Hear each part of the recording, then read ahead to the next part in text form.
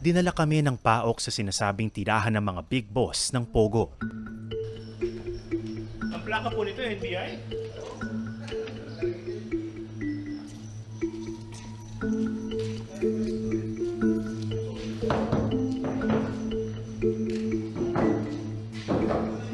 Grabe. So, naiwan din dito sa loob ng compound yung napakaraming mga sasakyan. Iba sa kanila luxury vehicles na kinostomize para maging bulletproof. Kagaya nito.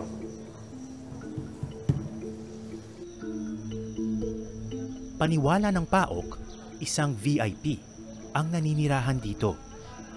Si Huang Ziyang, ang itinuturing nilang big boss ng ilang Pogo.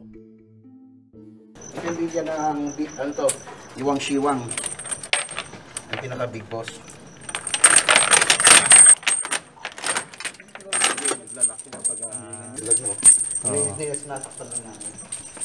Wow! Wow, look at this place.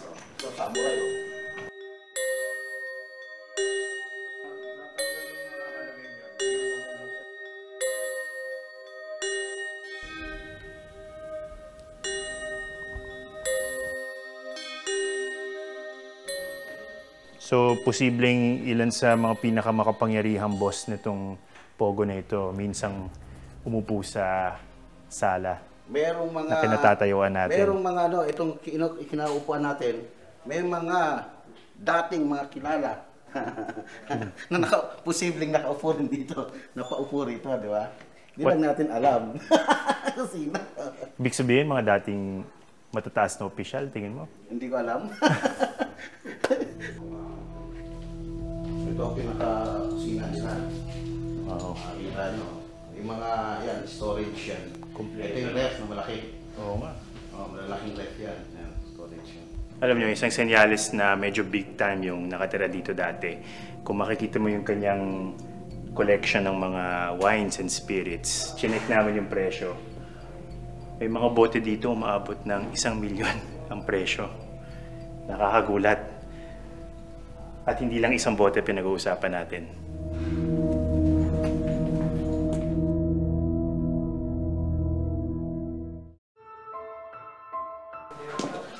Ano po itong nasa baba?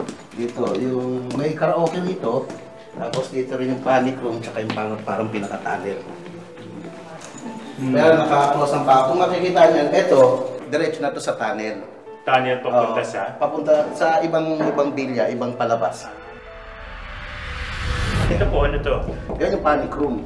Ano ba yung panic room? Kapag may mga pupunta rito, nandiyan na, may mga provisions na yan dyan, mapagkain, hindi agad mabubuksan.